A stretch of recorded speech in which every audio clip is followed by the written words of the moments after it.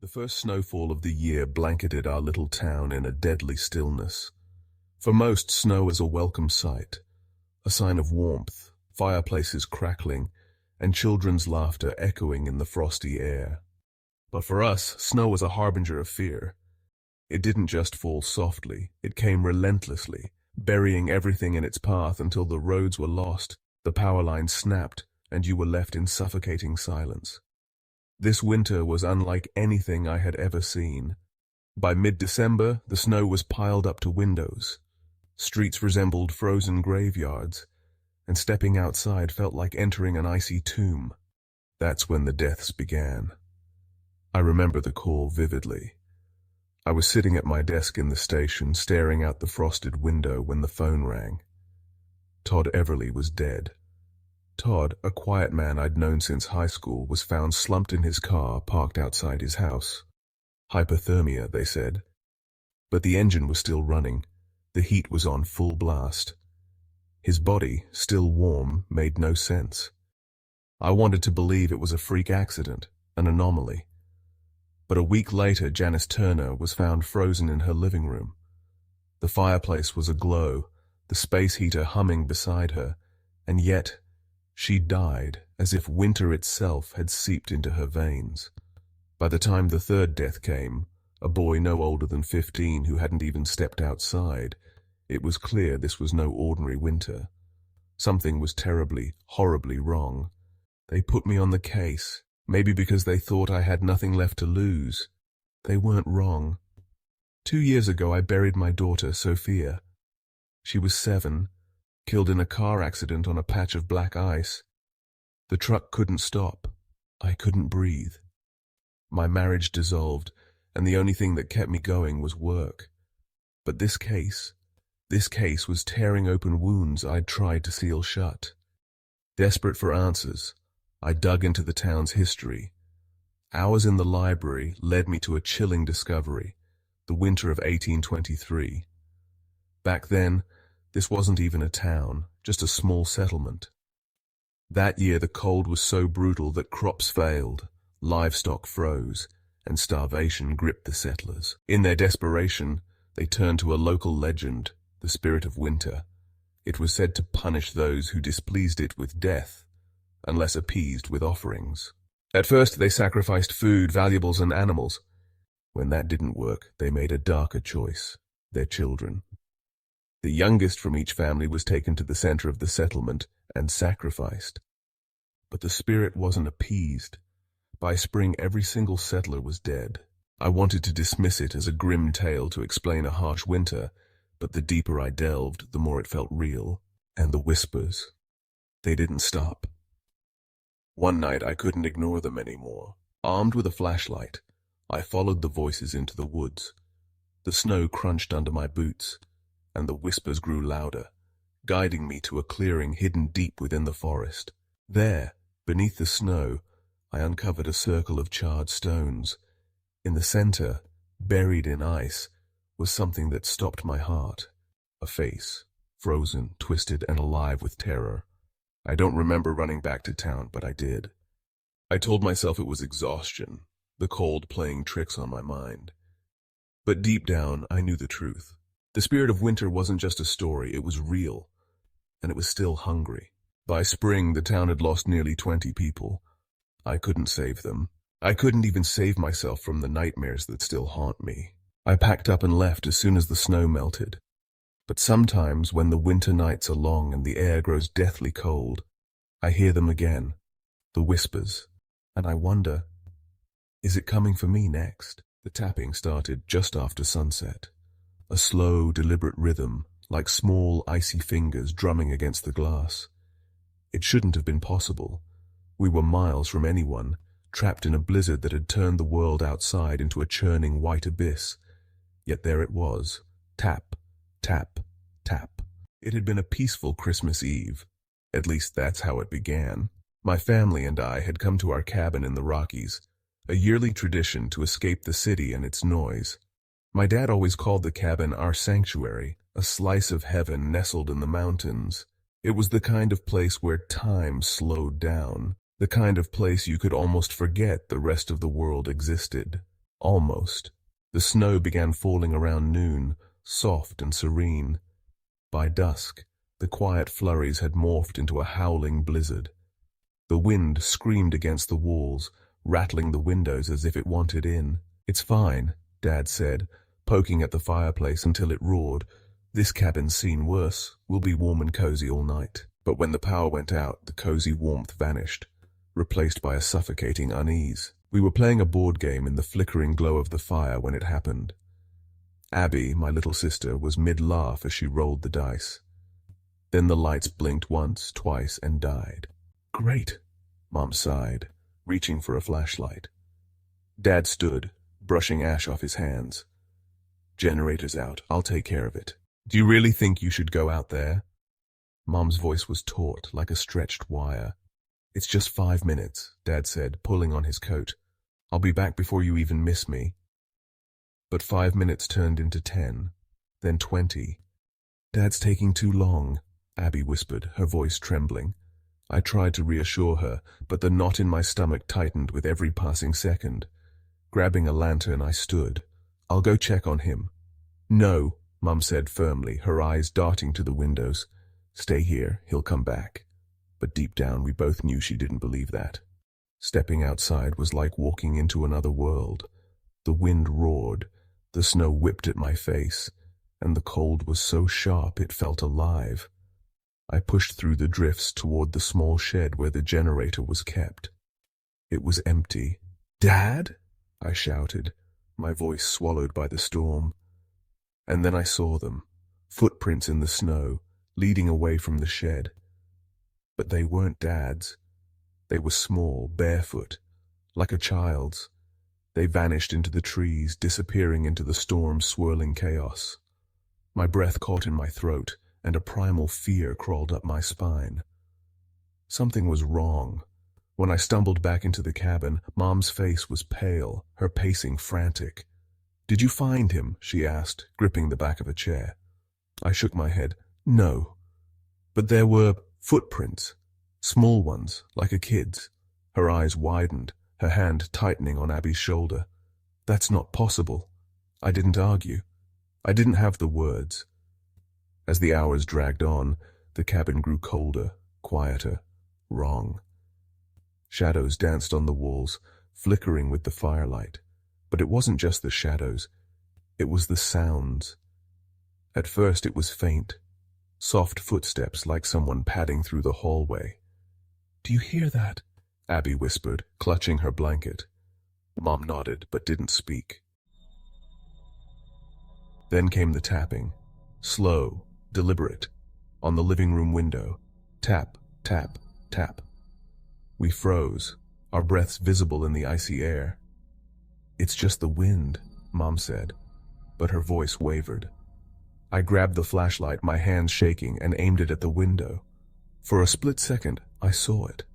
A face, pale, almost translucent, with hollow black eyes pressed against the glass.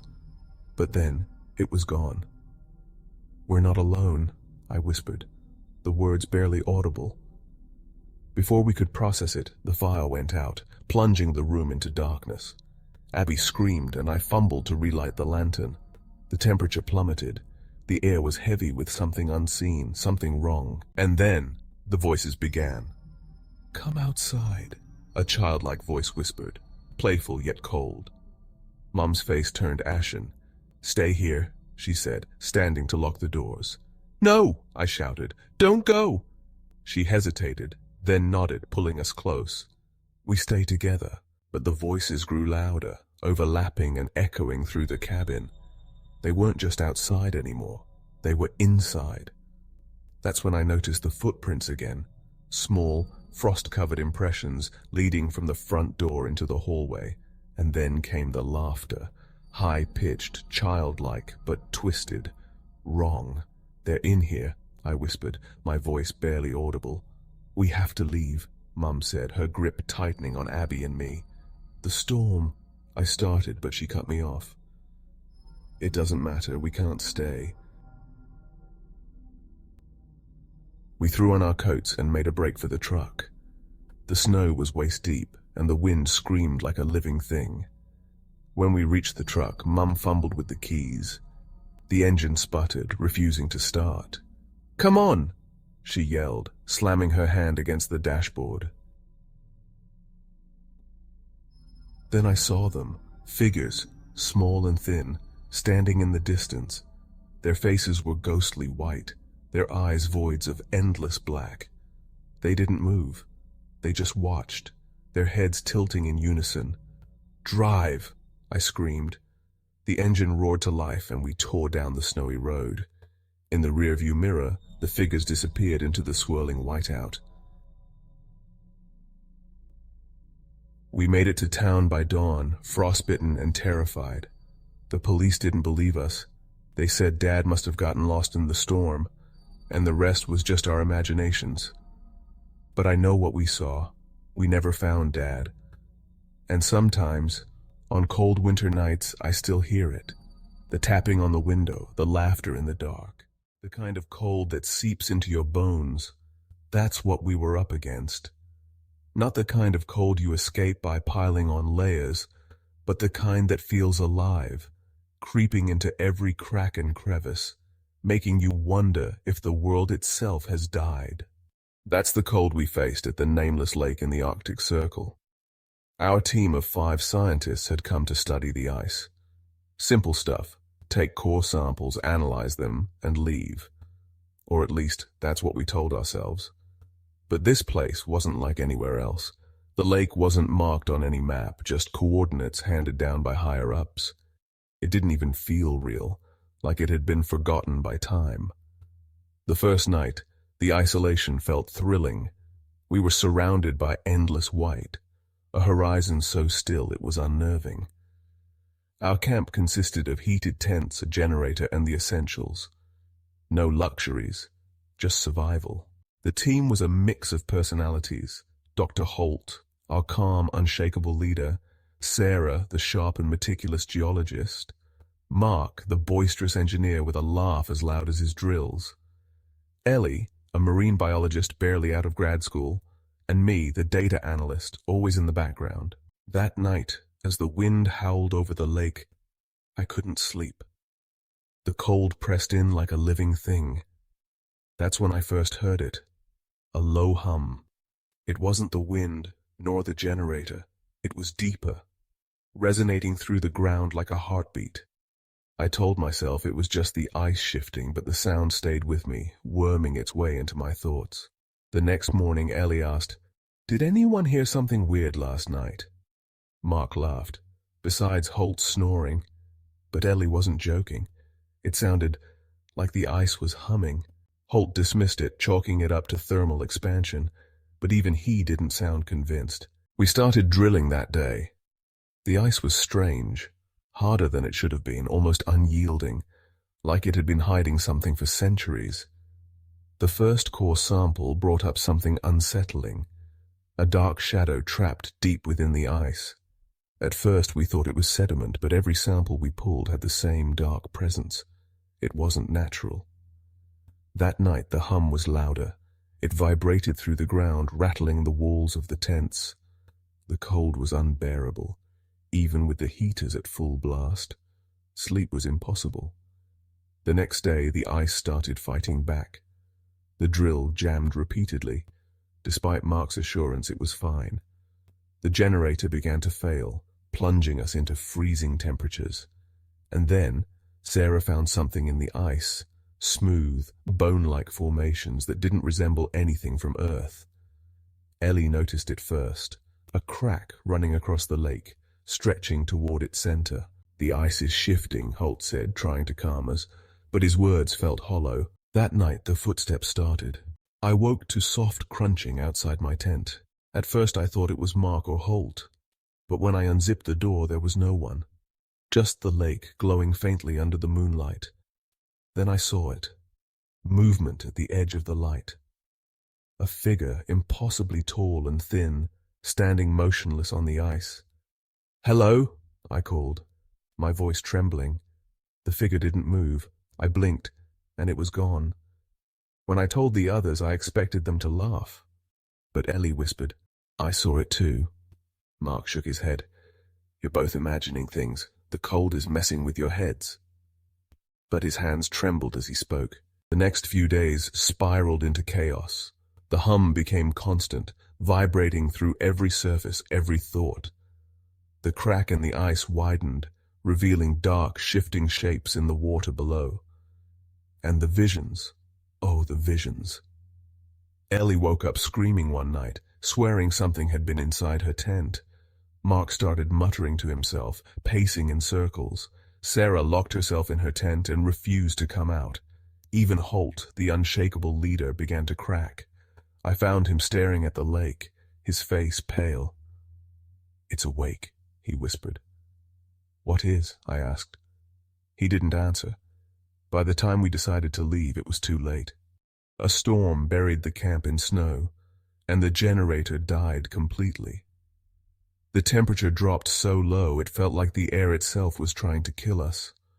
Huddled together in the main tent, we listened as the hum grew louder, morphing into a deafening roar. And then the ice split. The sound was like the earth tearing itself apart. We ran outside, our boots sinking into the snow. The crack had reached the shore, splitting the lake in two, and in the center, something rose. I can't describe it. I've tried, but my mind refuses to let me remember. All I know is the cold.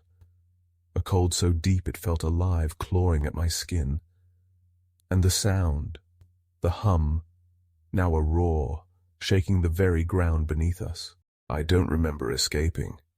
The rescue team found me a week later, wandering through the snow, half frozen and delirious. They said I was the only survivor. No one believed my story. They said the others must have fallen victim to the storm, that my memories were twisted by hypothermia, but I know what I saw. Sometimes late at night I still hear it, the hum, and I know it's still out there waiting beneath the ice. The storm came out of nowhere, swallowing the world in a suffocating blanket of snow. But it wasn't the kind of snow that felt peaceful or quiet. It was the kind that clawed at your skin and muffled your breath, leaving an unsettling silence in its wake. We were just four friends trying to escape the grind for a weekend in the mountains. Me, Ryan, my two best friends, Sam and Mike, and Sam's girlfriend, Jess. She wasn't thrilled about being dragged into the wilderness, but had reluctantly come along. Sam and Jess were inseparable, wrapped up in their own little bubble. But that didn't bother me. I thought the trip would be a good break from reality. The snowstorm had other plans. As we climbed higher into the mountains, the snow thickened into an impenetrable wall. Mike, behind the wheel, gripped the steering wheel tighter with each mile. "I can't see a damn thing," he muttered, squinting into the endless white. "We need to stop." Jess snapped from the back seat, her voice sharp with irritation. "There's nowhere to stop," Mike shot back, frustration lacing his words. And then, as if summoned from the storm itself, the lodge appeared. It loomed out of the white haze, its dark weathered wood and snow-covered roof standing like a ghost from another time. The windows were black voids, and the porch sagged under heavy drifts. It didn't look inviting, but it was the only shelter we had. "This place looks ancient," Sam said as we pulled up. "Or abandoned," I added. Mike didn't wait for debate. "It doesn't matter. We're staying here until the storm lets up." The front door creaked open under the weight of Mike's shoulder. It wasn't locked, which should have been our first warning. Inside, the air was cold and stale, biting at our skin. Dust coated every surface, and mismatched furniture sat like forgotten relics in a tomb. The silence inside was suffocating. No creaks of the building settling, no groan of the wind outside, just an oppressive, hollow stillness. Mike found a fireplace and managed to coax a reluctant fire into life. We huddled around it, trying to shake off the bone-deep chill, but the uneasy silence persisted. "Anyone else feel weird?" Sam asked, breaking the quiet. Jess rolled her eyes. "You're just cold." But it wasn't the cold. The lodge felt wrong, like it was watching us. I dismissed the thought as paranoia until I heard it. At first it was faint, just a whisper carried by the air.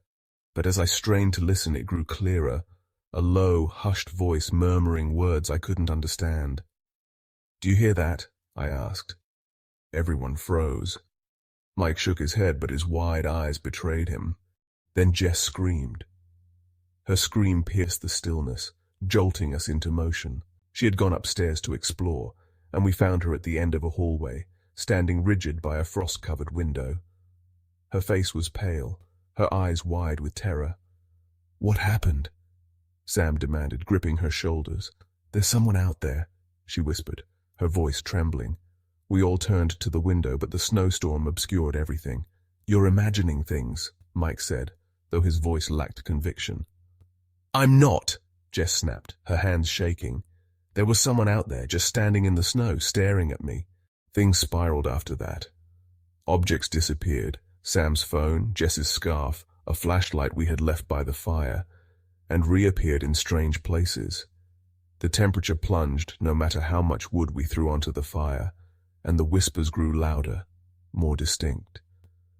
By midnight, the whispers had turned into voices, low, angry murmurs that seemed to echo through the walls. At one point, I heard my name in the chaos, as if something was calling to me. Sam, desperate for answers, decided to check the shed out back, hoping to find a generator.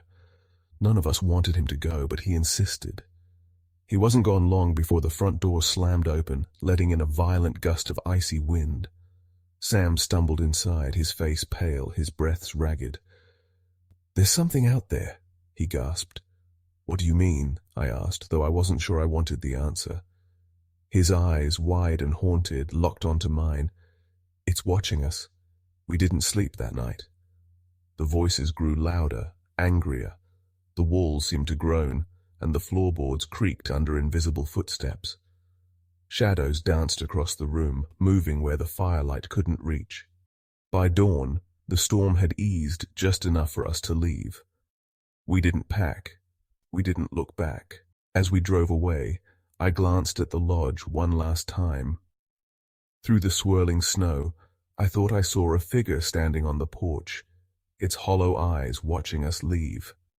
We never spoke about what happened that night.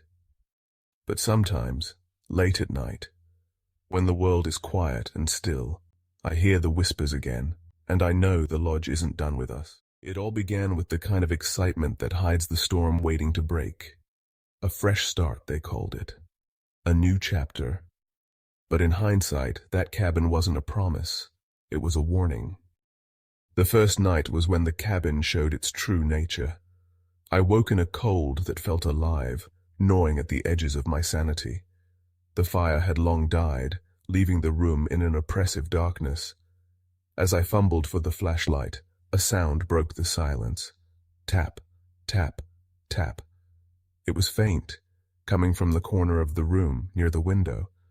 At first I thought it might be a tree branch brushing the glass, but I froze when I remembered.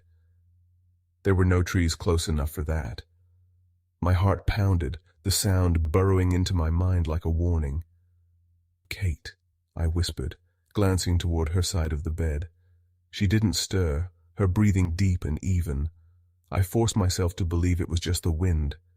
But as I laid back down, I couldn't shake the feeling that we were not alone. The next morning, sunlight revealed more than just the clutter of years left untouched. While clearing out years of dust and debris, Kate found a door hidden behind a heavy bookshelf. "Did you know about this?" she asked, brushing her hands across its rusted handle. I shook my head. No, it wasn't on the floor plan. The door groaned as we forced it open, the sound echoing like a moan. The smell hit us first, a damp, decayed stench that clawed at our throats. The room was small, its stone walls cold and bare except for one thing: symbols. Twisting, unfamiliar symbols carved into the walls, floor, and even the ceiling, each line sharper than the next. At the center of the room sat a lone wooden table. On it, an aged leather-bound diary lay waiting, as though daring us to open it. Kate flipped through its pages, her voice trembling as she read aloud. "He talks about voices, shadows, and these carvings. They're to keep it at bay." "What's it?" I asked, dread forming a knot in my stomach. She flipped to the last page where the handwriting was jagged, barely legible. It's in the walls, God help me. That night the scratching began. Slow, deliberate, it echoed through the cabin like a heartbeat. I sat up in bed, gripping the flashlight so tightly my knuckles ached. Kate sat up too, her wide eyes locking with mine. "Do you hear that?" I asked. She nodded, her voice trembling. "It's coming from the walls." The scratching grew louder, more erratic, moving from one end of the room to the other. I shone the flashlight along the wall, desperate to find something, anything, but the beam caught only cold, unyielding wood. "It's probably mice," Kate whispered, though her tone betrayed her disbelief. We didn't sleep that night. Over the next few days the cabin turned against us. Lights flickered, the firewood refused to catch, and the air grew colder by the hour. Shadows moved where they shouldn't, dark shapes twisting and writhing at the edge of our vision. Once I saw one outside, motionless in the snow, staring back at me through the frosted window. But the worst was Kate. One night I woke to find her standing in the middle of the room, her body rigid, her gaze fixed on the wall. "Kate," I called softly, fear clutching at my throat. She didn't respond. Her eyes were glassy, distant, as though she was somewhere else entirely. When I placed a trembling hand on her shoulder, she gasped, snapping out of the trance. "It's in the walls," she whispered, her voice hollow. We decided to leave the next morning. Bags packed, we piled into the truck, the tires crunching against the snow. But after what felt like hours of driving, we found ourselves right back at the cabin. "What the hell?" I shouted, slamming my hands against the steering wheel. Kate began to cry, her hands trembling as she clutched at her jacket. "It won't let us leave," she whispered. That night the cabin came alive. The walls groaned, their surfaces splitting as the symbols carved into them began to glow, emitting an eerie, pulsating light. Shadows spilled from every corner, twisting and writhing with an unnatural life. Kate clutched my arm, her voice breaking. "We have to destroy the room." With desperation driving us, we grabbed everything, the diary, the table, even pieces of the wall carvings, and threw them into the fireplace. The flames roared to life, consuming the items in an unnatural blaze. The shadows screamed, a piercing, inhuman sound that reverberated through the cabin. And then, silence. By morning the symbols had faded, and the cabin felt normal. But we didn't stay to find out if it would last. We left everything behind and drove until the cabin was nothing but a distant memory. But even now on cold winter nights I still hear it, the scratching, and I wonder, did we ever really escape?